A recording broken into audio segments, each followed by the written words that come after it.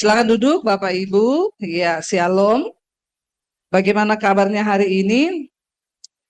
Luar biasa. Tema firman Tuhan hari ini tentang mengatasi kejenuhan.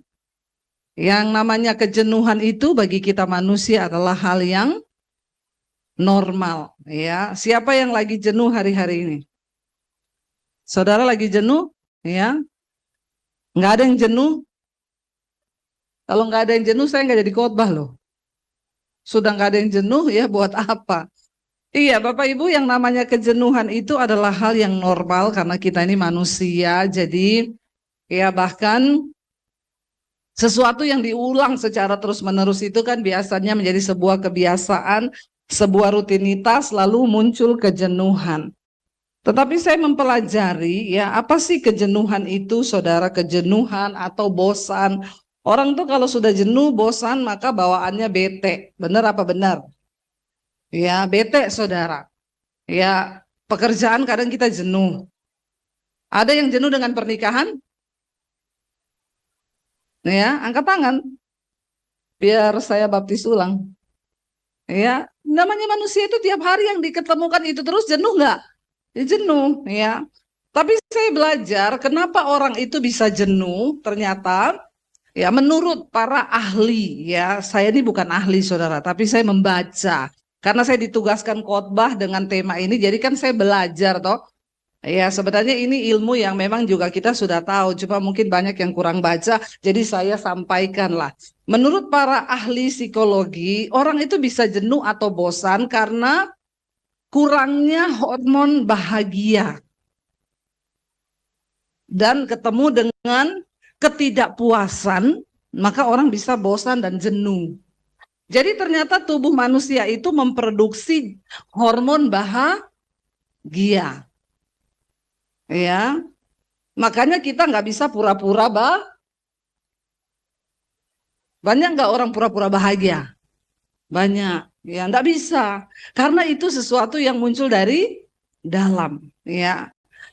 Hormon bahagia ini sangat berpengaruh dalam hidup manusia, saudara. Ini menurut ilmu kesehatan, ya. Kan manusia itu terdiri dari tubuh, jiwa, dan roh. Saya bahas yang tubuh dulu, nanti yang jiwa dan roh itu terakhir. Yang tubuh itu kalau kita ini kurang bahagia, maka kita bisa mengusahakan hormon bahagia itu ya dari dalam diri. Ya, jadi hormon bahagia itu ada beberapa jenis hormon, tapi kita nggak belajar sekarang. Nanti kita buka sekolah kedokteran lagi ya. Kalau kita belajar sekarang, ada beberapa hormon bahagia sesuai dengan ya jenisnya. Salah satu hormon misalnya dopamin ya, endorfin. Itu yang terdapat di dalam morfin. Makanya kenapa orang minum morfin, sejenis-sejenis narkoba itu mereka itu dipacu hormonnya sehingga dia melayang, saudara. Waktu mabok itu lupa kan? Lupa utang enggak? Iya, orang mabok utangnya lupa, saudara. Lupa istri, lupa anak ya. Padahal yang dihadapi ini adalah sebuah kejenuhan dan kita tuh nggak bisa melarikan diri dengan yang namanya ini juga lampu ini lebih terang dari sinar kemuliaan ya. Kayaknya saya sudah kepanasan, bisa agak dikecilin gak ini ya? Silau ya dan panas. Iya, lalu ini tapi untuk kebutuhan multimedia sih buat video ya. Lalu saudara ketika orang itu tidak bahagia, maka dia berhadapan dengan sesuatu yang dia tidak puas, maka timbullah kejenuhan, bosan, ya lalu bisa stres loh ya. Dan bagaimana kita ini bisa meningkatkan hormon bahagia dalam diri kita itu bisa dengan beberapa jenis. Misalnya ya kalau kita olahraga. Olahraga itu bisa meningkatkan hormon bahagia. Ya, makanya banyak orang-orang olahraga itu kayaknya kok hidupnya lebih ya fresh gitu ya. Makanya saya kemarin boxing, saudara. Ya, soalnya saya itu terpaksa sebenarnya. Berapa kali dihubungi sama Andre itu yang petinju yang nasional Indonesia. Bu, ayo latihan. Dalam hati saya, ngapain ya mau latihan boxing ya? Dia tidak menyerah. Tiba-tiba saya pulang dari pelayanan kemarin di rumah ada sarung tinju 5. Saya bilang ini dari siapa? Dari Pak Andre katanya. Lalu dia WA saya, Ibu sudah ada sarung tinjunya. Jadi kapan mau latihan? Ya, saya itu tadinya iseng. Saya bilang sama suami, kita coba dulu yuk. Ya, suami pakai handskun, saya juga pakai. Lalu kita tinju-tinjuan di rumah. di syuting sama anak saya. Seru juga, bisa melampiaskan perasaan. Ya, ternyata. Ya, jadi kalau banyak yang sudah mulai jenuh dan bosan dengan pasangan, beli sarung tinju. Jangan, ini adegan berbahaya. Hanya dilakukan oleh para ahli saja. Jadi kalau nggak ahli, jangan. Jadi saya bilang, keringetan ya saya, ayo kita latihan yuk. Terus kita pergi latihan kemarin. Seru saudara ya. Pukul bu, ayo kuat bu ya. Setelah pulang anak saya bilang gini, Mam, olahraga itu bisa melampiaskan emosi lu dan stres. Saya bilang sama anak saya, emang kamu bisa stres? Kamu tuh anak muda loh, bisa stres. Mami itu jangan pikir cuma orang besar yang stres. Anak muda juga stres. Anak-anak muda berapa banyak sini? Kau juga bisa stres? Saya bilang, emang kau pikir apa? Kau kan belum mikir makan uang dari mana, masih ada orang tua. Mam, please ya. Aku itu ke kampus bangun jam 5 pagi nyetir 45 menit. Stres loh, Mam. Saya pikir-pikir iya juga ya, saudara. Rutinitas berulang jenuh stres, saudara. Lalu dia bilang, enak loh tadi pas tinju, aku pukul kencang itu. Ya, oh iya, benar juga. Memang benar. Waktu kita olahraga, lari, saudara, apapun, itu hormon bahagiamu keluar. Karena engkau sedang melampiaskan sesuatu. Ya, bisa juga hormon bahagia keluar waktu apa? Ya, waktu kita bernyanyi. Ya, saudara pelihara hewan di rumah. Ya, itu bisa. Ya, karena kadang istri sudah nggak enak diajak ngomong, lebih enak ngajak ngomong dogi. Toh? Soalnya istri kalau diajak ngomong menggonggong, wah, wah, wah. Ya dogi malah mainan saudara. Ini lebih enak dogi, lebih nyambung daripada istri kadang-kadang ya. Saudara bisa nanam bunga, nanam kembang. Saya di rumah itu dogi ada, kembang ada. Ya coba kurang apa hidup ini sebenarnya. Di Jepang sekarang orang tuh kalau sakit, kalau stres, itu nggak diobati pakai obat medis lagi. Suruh pergi ke hutan, ya nggak usah pakai sepatu, jalan injak bumi, pegang pohon. Ternyata film India itu memang berhasil. Pegang-pegang pohon. Loh katanya kan kalau bumi ini mengandung listrik, ion-ion yang sangat baik buat kesehatan. Iya, tapi semua manusia sekarang tergantikan dengan merek sepatu. Bener nggak? Ya, ternyata sepatu yang mahal itu nggak bikin sehat. Justru nggak pakai sepatu, injak bumi itu sehat. Ya, jadi bapak-bapak kalau kau stres, jalan-jalan lah, nggak usah pakai sepatu. Ya, injak-injak itu tanah, bumi, lari-lari, jalan-jalan keliling komplek, ya. Itu juga meningkatkan hormon bahagia. Ya, apalagi ketemu teman-teman, ya, kita bisa ngobrol karena manusia diciptakan sebagai makhluk sosial. Jangan karena kau jenuh kau mengurung diri di kamar. Nggak mau ketemu sapa-sapa, makin gila. Terus-terusin aja lagi kau masuk rumah sakit jiwa. Bahkan banyak orang yang berakhir bunuh diri. Ketemu teman saudara yang asik-asik ya buat ngobrol, ketawa-ketawa, perlu juga. Ya, kita ketemu teman, makanya kalau ada sel grup atau kelompok sel, datanglah ketemu, ngobrol. Ya, nggak apa-apa. Atau aja istri, bapak-bapak jangan kau pikir kau yang paling stres dalam rumah tangga. Istri itu 70-80% yang stres itu terbanyak itu di istri. Ya, apalagi mereka yang cuma di rumah. Ya, jangan bapak-bapak pikir itu sudah kasih duit sudah cukup. Kasihan istri itu setiap hari dari pagi sampai sore dia di rumah terus. Apalagi kau cuma kasih 2 juta. Terus kau bilang harus cukup ya. Stres istri-istri itu. Makanya kalau kau pulang kerja, ajaklah istrimu, ayo mah jalan-jalan. Saya dulu saudara, waktu saya masih ibu rumah tangga. Ya, sekarang karena anak-anak sudah besar ya, jadi saya sudah. Tapi dulu waktu kami di Solo, saya benar-benar ibu rumah tangga asli loh. Ya, suami saya pergi kerja, saya di rumah. Dari pagi nyuci, gosok, masak, nyetrika. Ya, kalau suami saya pulang, dia tanya kadang, saya mau ikut nggak? Naik motor nih kemana? Isi bensin. Ikut. Cuma isi bensin loh, udah bahagia saya. Ternyata bahagia itu sederhana. Saya ikut dia, ikut saya isi bensin. Yang penting udah keluar, lihat udara luar. Apalagi kalau suaminya nggak pelit ngomong, kita mampir makan bakso ya, itu sorga. Ya, jadi bahagia itu bukan hal-hal yang kita nggak bisa jangkau. Hal-hal yang sederhana sebenarnya bisa meningkatkan hormon bahagia. Ya, jadi hari ini ya ingat ya, bahagia itu nggak dicari, tapi diciptakan. Ya, kita yang buat untuk bahagia supaya nggak jenuh, supaya nggak bosan. Nah, saudara, firman Tuhan tuh berkata, hari ini coba kita baca sama-sama firman Tuhan. Bagaimana kalau kita mengalami bahagia? Kalau tadi dari segi ya secara tubuh manusia kita bisa mengusahakan lah itu semua hormon-hormon bahagia itu. Tetapi kan itu hanya sesuatu yang bersifat datang dari luar. Nah, Tuhan mau sesuatu yang dari dalam, yang kita bangun, yang kita hidupi, itu yang memberikan kita kekuatan, saudara. Ya, kitab Yeremia berkata begini, tadi kita baca bersama, coba kita buka Yesaya 40 ayat 29 sampai 31. Kitab Yesaya berkata begini, 29 sampai 31, Yesaya 40. Ini ayat dari gereja, dari Bapak Gembala. Ya. Baca sama-sama 1, 2, 3. Dia memberi kekuatan kepada yang lelah dan menambah semangat kepada yang tiada berdaya. Sumber dari semua kekuatan dalam hidup kita untuk mengatasi hidup yang penuh kelelahan dan kesetresan ini memang yang namanya hidup itu melelahkan. Amin. Mau siapapun, mau pendeta, ya, mau anak Tuhan, mau bukan, hidup ini melelahkan. Kita pengkhotbah bilang, aku melihat segala sesuatu yang diciptakan Allah di bawah matahari ini hanya untuk melelahkan manusia. Memang lelah, kita bangun pagi hari, kita kerja, kita urus gini, lelah hidup. Kalau sudah tidak mau lelah, maka minta pulang ke rumah Bapak. Ada yang udah nggak mau lelah, kita doakan rame-rame. Ya, hidup ini memang melelahkan. Makanya kita perlu Tuhan. Sinilah bedanya orang yang mengenal Tuhan dan tidak. Kita sama-sama akan menghadapi banyak persoalan, kejenuhan, kebosanan dalam hidup ini. Tapi orang yang bergaul dekat dengan Tuhan, ya, beda dengan orang yang nggak kenal Tuhan. Ayat ini berkata dia memberi kekuatan kepada yang lelah dan menambah semangat. Saudara, orang kalau sudah tidak ada semangat, mau apa coba?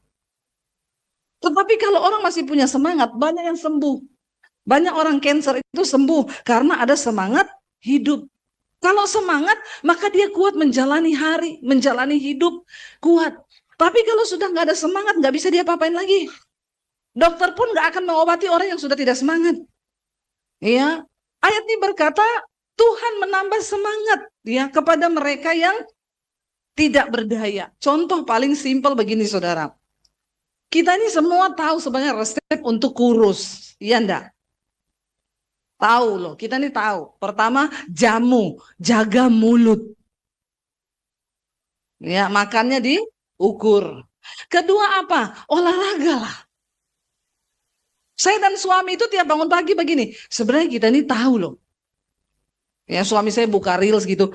Saya kalau mau turun cepat, makan telur pagi 2, enggak usah sarapan. Terus makan telur 2, terus olahraga. Terus saya bilang, iya, itu alat treadmill di atas tuh loh, enggak pernah dipakai. Kita tahu bagaimana tips untuk kurus, tahu. Tapi kalau tidak ada semangat untuk melakukannya juga tidak bisa kurus. Makanya sekarang suami saya kalau bangun pagi, semangat.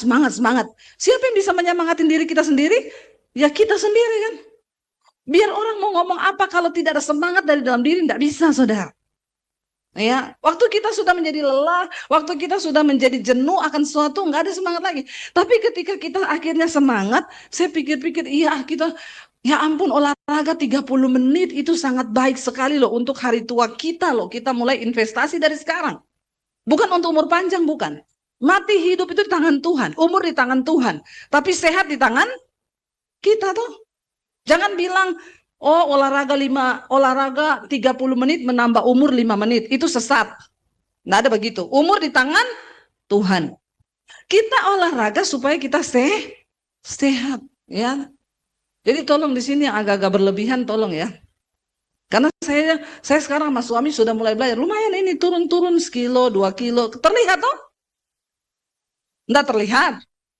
Bertobat nih jemaat ini semua ya. Tidak mendukung saya ya. Tapi kita akhirnya melakukan, saudara. Ya. Oh pagi itu enggak usah makan. Karena kan kalau pagi itu tubuh memproduksi gula. Sampai jam 8 pagi gula itu tinggi. Jadi jangan makan di jam-jam itu. Ya, sarapan terbaik itu adalah tidak sarapan. Iya, itu ternyata benar sekali. Dulu saya ketawain itu. Apa sih sarapan terbaik tidak sarapan? Suami saya ngomong, saya bilang, Pret. Jadi saya tiap pagi udah masak karena saya hobi masak. Tapi lama-lama saya, iya bahaya ini. Ya akhirnya mulai saya ya ndak usah pagi itu rebus telur aja 2. Ternyata benar saudara, mulai pelan-pelan. Ya ringan, terasa enak di badan kalau kita mulai belajar hidup sehat. Ya, siapa yang bisa memberikan kita semangat? Tuhan, dikatakan dia memberi kekuatan pada yang lelah, yang jenuh, yang mulai apa ya? Aduh, saya udah gini hidup, menambah semangat kepada yang tiada berdaya, saudara. Datang sama Tuhan. Ya, kalau hari ini engkau punya masalah, engkau jenuh dengan hidup, ayo datang sama Tuhan. Karena tidak ada cara lain untuk bisa membuat kita tetap kuat, kita perlu Tuhan di hidup kita. Kita menyembah Tuhan, kita percaya Tuhan, kita mengandalkan Tuhan, bukan supaya hidup tidak ada masalah. Itu sesat loh. Ya, kita sudah terlalu banyak dengar pendeta-pendeta yang mengajarkan yang salah. Oh, kalau ikut Yesus tidak ada masalah. Siapa bilang? Dunia ini tempatnya masalah. Mau engkau ikut Yesus atau tidak, mau engkau percaya Yesus atau tidak, yang namanya masalah pasti datang. Karena dunia ini tempatnya masalah. Bedanya kita di dalam Tuhan, bedanya kita percaya Tuhan Yesus. Waktu ada masalah, kita punya kekuatan baru. Amin. Itu bedanya, saudara. Jadi ingat, ikut Tuhan bukan supaya nggak ada masalah. Ikut Tuhan supaya kita kuat menghadapi masalah. Lalu ayat yang berikutnya dikatakan begini, saudara. Dikatakan ayat yang ke-30. Orang-orang muda menjadi lelah dan lesu. Dan teruna-teruna jatuh tersandung. Artinya hari ini apalagi anak-anak muda itu. Kita ketemu banyak anak muda yang penyakitan, saudara. Ya, karena memang anak muda sekarang ini olahraganya cuma di jari saja. Tiap hari mereka olahraga cuma lihat HP. Bertobat ya anak-anak muda di sini ya. Makanya sekarang kita lihat umur belasan tahun sudah kena gagal ginjal. Ya sudah banyak penyakit ya macam-macam. Karena makanannya nggak sehat, olahraganya cuma scroll terus tiap hari. Ya, jadi sekarang banyak orang-orang umur 20-an, 30-an sudah kena jompo loh. Ya, sudah mereka itu nggak kehilangan kekuatan, jalan sedikit capek. Ini terjadi. Ya, ini akan terjadi, saudara. Dan dikatakan orang-orang muda menjadi lelah dan lesu. Tetapi orang yang menanti-nantikan Tuhan, ayat 31, coba ditayangkan. Baca sama-sama. Tetapi orang-orang yang menanti-nantikan Tuhan mendapatkan kekuatan baru. Mereka seumpama Raja Wali yang naik terbang tinggi dengan kekuatan sayapnya. Mereka berlari dan tidak menjadi lesu, mereka berjalan dan tidak menjadi lelah. Kenapa Raja Wali dipakai sebagai perumpamaan bagi orang percaya, saudara? Karena Raja Wali itu adalah burung yang ketika ada badai, dia senang. Dia memakai badai itu, kekuatan angin itu untuk dia naik lebih tinggi, naik lebih tinggi. Dia tinggal membentangkan sayapnya, maka badai itu akan bawa dia dan dia bermain di dalam badai. Orang Kristen ketika Tuhan izinkan ada badai yang datang dalam rumah tanggamu, dalam kehidupanmu, dalam usahamu, pakailah badai itu menjadi sebuah kesempatan untuk engkau naik ke level yang lebih tinggi, saudara. Ya, jangan menjadi lelah. Memang hidup ini melelahkan, tapi kita punya Tuhan. Dia yang berjanji apabila kita menanti-nantikan Dia, menanti-nantikan Tuhan, kita mendapatkan kekuatan baru. Kita seumpama Raja Wali. Ya, kita nggak akan mudah menjadi lelah. Memang, saudara, kadang-kadang saya sendiri dalam pelayanan. Kadang saya ini pelayanan kayak kemarin, pelayanan di Solo, khotbah 6 kali. Habis selesai dari Solo hari Senin, saya berangkat ke Bandungan, ngajar di sekolah saya. 4 hari berturut-turut ngajar. Pulang dari Solo, saudara, baru sampai, suami bilang, saya siap-siap loh syuting. Kadang-kadang, aduh, jenuh, capek. Kadang-kadang, ya pengen mengeluh, aduh capek ya aku ya. Tapi apa yang membuat saya tiba-tiba bisa menjadi kuat? Ya, saya datang sama Tuhan. Yang pertama, ya, ayo datang sama Tuhan, cari Tuhan. Dan saya selalu mengingat gini loh, Tuhan itu sudah melakukan yang terbaik dalam hidup kita. Masa kita itu tidak mau melakukan yang terbaik buat Tuhan?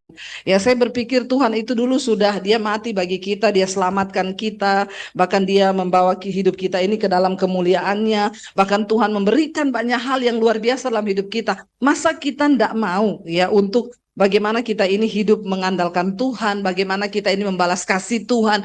Saudara, kalau kita ini lagi capek, lelah, bahkan ya mungkin jenuh, mari ingat akan kasih Tuhan yang luar biasa dalam hidup kita.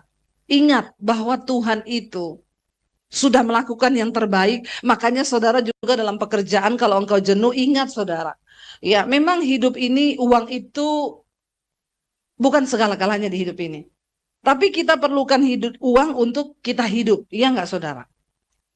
Orang kalau nggak ada duit, bisa hidup nggak?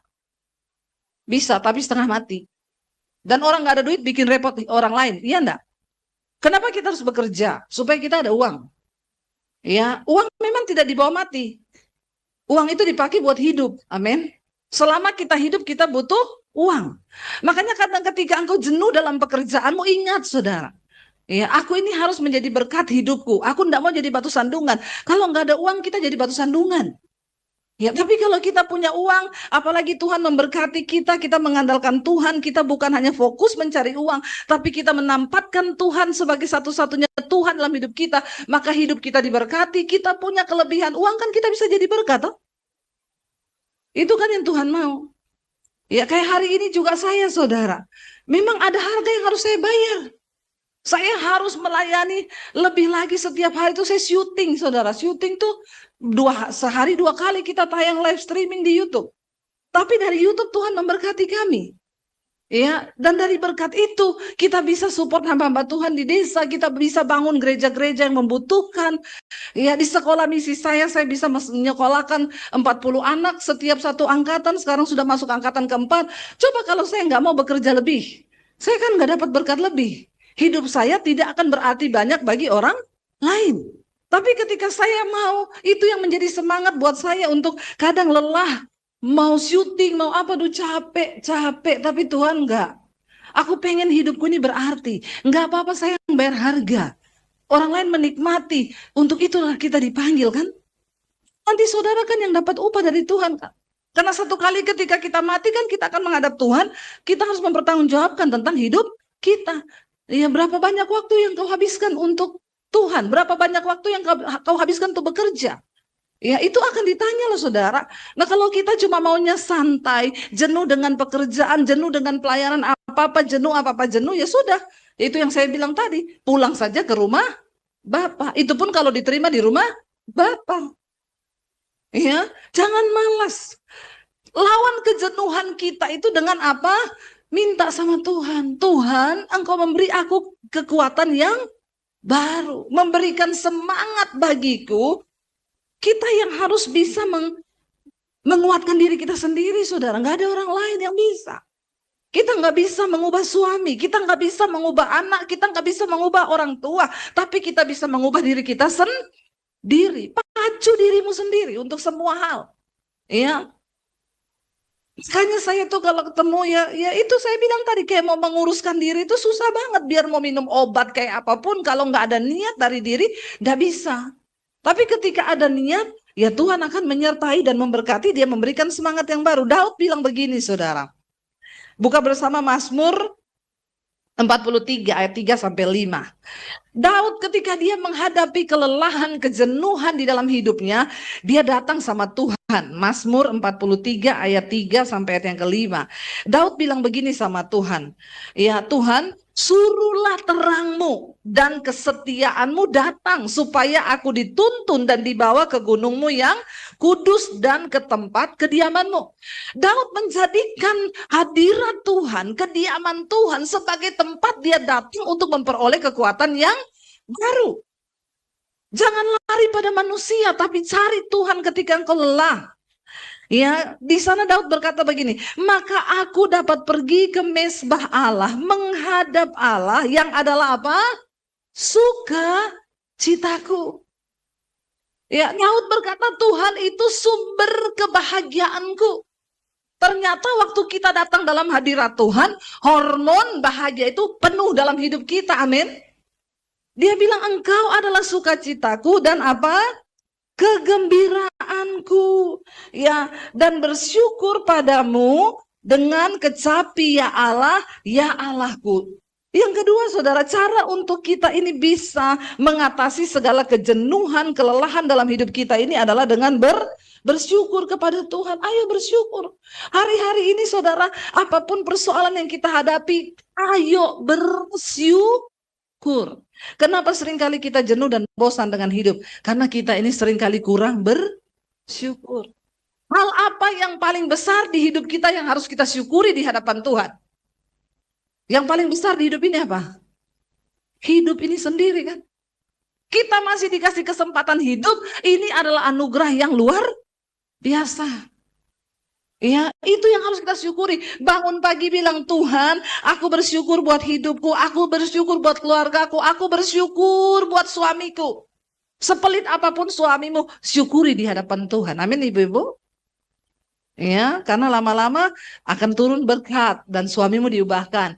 Bapak-bapak katakan, Tuhan, aku syukuri istriku, secerewet apapun dia.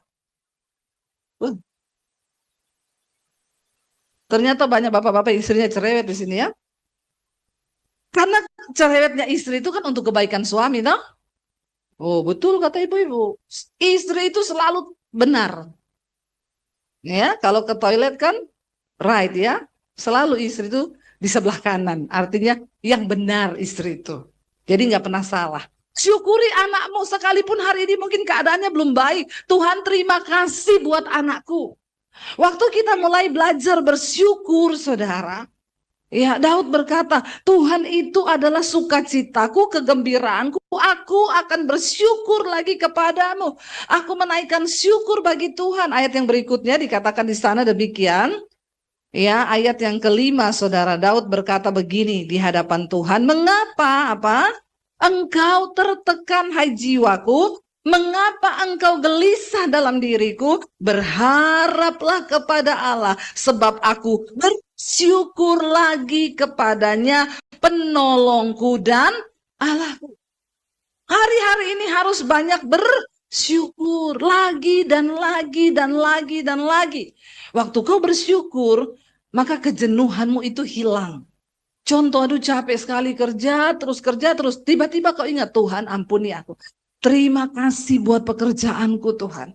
Karena di luar sana ada begitu banyak orang yang tidak punya pekerjaan. Waktu kau sudah mau jenuh dengan rumah tanggamu, dengan suamimu, dengan istrimu, Tuhan ampuni aku Tuhan. Aku syukuri suamiku, aku syukuri istriku. Iya, makanya tadi salah satunya itu punya binatang peliharaan itu juga baik. Ya, dulu pernah ada istri yang berkata sama saya, Bu, saya mau racun anjingnya suamiku ini. Suamiku itu lebih cinta sama doginya daripada sama saya. Ibu bayangkan tiap pulang kantor, dia itu nggak masuk rumah, belok ke kandang dogi. Iya, saya bilang, Ibu berdosa loh kalau ibu itu mau racun doginya suami. Lebih baik ibu belajar dari dogi. Kenapa suamimu kalau pulang kantor itu langsung belok ke kandang dogi? Coba ibu intip, saya bilang, saya ini punya dogi. Kalau saya pulang dari pelayanan, ya dia baru dengar mobil kita masuk, dia di dalam tuh, ya begitu saya buka pintu, dogi saya langsung peluk-peluk saya, saudara. Saya bilang, ibu dogi itu kalau ketemu tuannya, itu tuannya datang dipeluk, diciumi. Jadi ibu besok coba kalau suami pulang, bertingkahlah seperti dogi. Ibu belajar dari dogi. Daripada ibu racun itu dogi, ibu berdosa. Jadi besok begini, sebelum suamimu pulang, ibu cegat memang dia di pintu pagar sebelum dia belok ke kandang dogi. Kalau ibu bersikap seperti dogi, begitu suami datang langsung gitu ya. Ibu ciumi suamimu, ya sudah. Ibu enggak perlu bersaing sama. Kadang-kadang saudara, ya ada juga istri-istri kalau pulang suaminya bukannya disambut dengan senyum sukacita. Ya suami baru masuk pintu, bawa enggak? Kenapa suami lebih cinta dogi? Ya itu, ya. Karena kalau ngajak istri ngomong, bagonggong terus. Suaminya baru wah. Ya lebih baik ngomong sama dogi, bercanda sama suaminya malah. Saudara, ayo kita ini sama-sama berdoa, saudara. Daud itu bilang, ketika jiwamu tertekan, jenuh, bosan, bilang, hai jiwaku, mengapa engkau tertekan? Mengapa engkau gelisah dalam diriku? Lalu perintahkan kepada jiwamu apa? Berharaplah kepada Allah. Sebab Aku mau bersyukur lagi kepadanya. Bilang sama jiwamu. Ketika engkau jenuh, ketika engkau lelah, bilang, hai jiwaku, bersyukur sama Tuhan. Amin.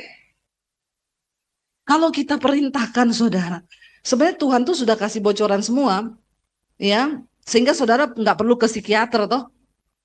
Kalau tertekan nggak usah ke psikiater, lakukan firman aja. Kenapa kamu harus ke psikiater? Karena kamu nggak mau melakukan firman. Saya sendiri mempraktekkan loh. Kadang saya capek, saya jenuh, aduh lelah gitu ya.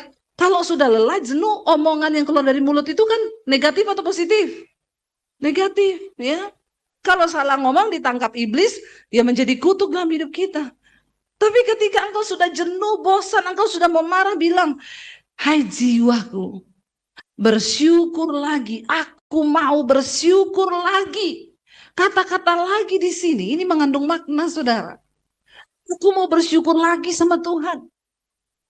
Sekalipun keadaannya mungkin tidak enak, tapi aku mau belajar bersyukur lagi kepadanya. Sebab apa? Tuhan itu penolongku. Amin. Daripada engkau salah ngomong, daripada engkau bersungut-sungut, mari hari-hari ini. Ketika engkau lelah, ketika engkau tertekan, ketika engkau capek, ketika engkau jenuh, mulai perkatakan kepada dirimu sendiri, saudara. Kalau perlu lihat dirimu di cermin dan bilang, hai jiwa, kenapa engkau tertekan dalam diriku? Pujilah Tuhan dan bersyukur lagi kepada Tuhan. Amin. Jangan lupa untuk bersyukur. Karena syukur itu yang akan membuat hidup kita ini semakin diberkati Tuhan. Saya kadang kalau capek, lelah, ya pelayanan harus terus berjalan, harus persiapkan khotbah dan lain sebagainya. Kadang udah mau mengeluh, aduh syuting lagi, aduh capek gimana ya, aduh begini ya. Tiba-tiba Roh Kudus ingatan, bersyukur. Saya nyanyi, saudara. Jadi kadang kalau saya nyanyi itu saya sedang berperang dengan diri saya. Ya tiba-tiba saya, aku ada hari ini karena Tuhan baik dan teramat baik bagiku. Nantikan albumnya di toko bangunan terdekat. Ya, semua yang ku alami bersamamu ku lewati, indahnya kasih Tuhan seperti pelangi. Sehabis hujan, tiba-tiba air mata menetes, air hidung menetes. Kita nangis dalam hadirat Tuhan dan kita mendapat kekuatan baru. Ya, belajar bersyukur. Ya, inilah hidup, memang melelahkan. Ketika engkau memilih untuk menikah, semakin lelah lagi. Iya benar. Jadi yang mau menikah tolong pikir-pikir. Dulu kita hidup sendiri, masalah kita kan masalah kita sendiri. Tapi ketika kita menikah dengan suami, masalah suami jadi masalah kita. Masalah istrimu jadi masalahmu. Ya, nanti punya anak, masalah anak jadi masalah kita. Anaknya 1, masalahnya 5. Anak 3, masalah 15. Ada yang 20. Tapi inilah kehidupan tuh. Buktinya orang semua pengen nikah tuh. Siapa yang mau menikah ini dalam waktu dekat ini? Yang sudah berencana menikah ini, satu singersnya mau menikah nih ya. Welcome to the jungle ya. Tapi bersama Tuhan, ya kita akan melewati semua. Ya, asal tetap andalkan Tuhan. Maka kita akan melihat, saudara. Ya, saya cuma mau bilang satu, mati itu bunuh diri. Ya, mati itu bunuh diri. Nikah itu bunuh diri. Ya, menikah itu bunuh diri. Ya, bukan mati. Menikah itu bunuh diri. Artinya apa? Karena Yesus bilang, 1 tambah 1 sama dengan 2. Sesat kau ini. Orang menikah 1 tambah 1 sama dengan 1. Bagaimana bisa jadi 1? Harus bunuh separuh-separuh. Ya, istri bunuh diri separuh, suami bunuh dirinya separuh. Maka baru bisa jadi 1. Ya, jadi menikah itu bunuh diri. Mau marah nggak boleh dalam nama Yesus. Mati kau marah-marah, nggak boleh. Mati lagi marah-marah. Itu bunuh diri. Karena musuh terbesar kita adalah diri sendiri. Ketika engkau lelah, engkau jenuh, ayo katakan pada dirimu. Tidak boleh loh, kamu harus tunduk pada firman Tuhan. Pujilah Tuhan, bersyukur lagi lah kepada Tuhan. Amin. Ya, supaya hidup kita jadi yang mulai jenuh dalam pernikahan. Ya, ayo pergilah berdua dengan istrimu, dengan suamimu. Ingat dulu waktu kamu jatuh cinta pertama, amin. Ya, sehingga pernikahanmu tuh makin lama makin manis. Ya, kayak saya dengan suami nih.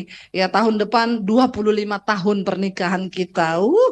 Ya, tapi kita melewati badai hidup ya, tapi semakin hari semakin cinta kita. Iya nggak, saya? Saya. Ya, iya kita merasakan sudah makin ke sini, makin indah, ada masalah gandeng tangan berdoa, amin. Ya, ada persoalan, ayo datang sama Tuhan, saling menguatkan, sehingga oh ternyata menikah itu indah ya. Jadi kalian nanti akan mengalaminya bersama Tuhan. Tapi indah kalau bersama Tuhan ya. Saya berdoa setiap kita hari ini yang mulai jenuh, yang mulai capek, ayo datang sama Tuhan. Kita bangkit berdiri bersama yuk. Kita nyanyi lagu itu bisa ya. Aku ada hari ini supaya yang jenuh-jenuh ini mulai melihat Tuhan, terima kasih loh. Aku ada hari ini tuh semua karena anugerah Tuhan. Amin. Kita ada hari ini karena semua Tuhan yang beri. Bahkan semua yang kita alami itu saudara, kita akan jalani bersama dengan Tuhan. Maka semuanya menjadi indah dan mudah bersama dengan Tuhan. Memang hidup ini melelahkan, tapi bersama Tuhan. Dan waktu engkau mensyukuri hidup itu sendiri, maka engkau akan melihat segala kebaikan yang dari Tuhan itu turun atas hidup kita semua.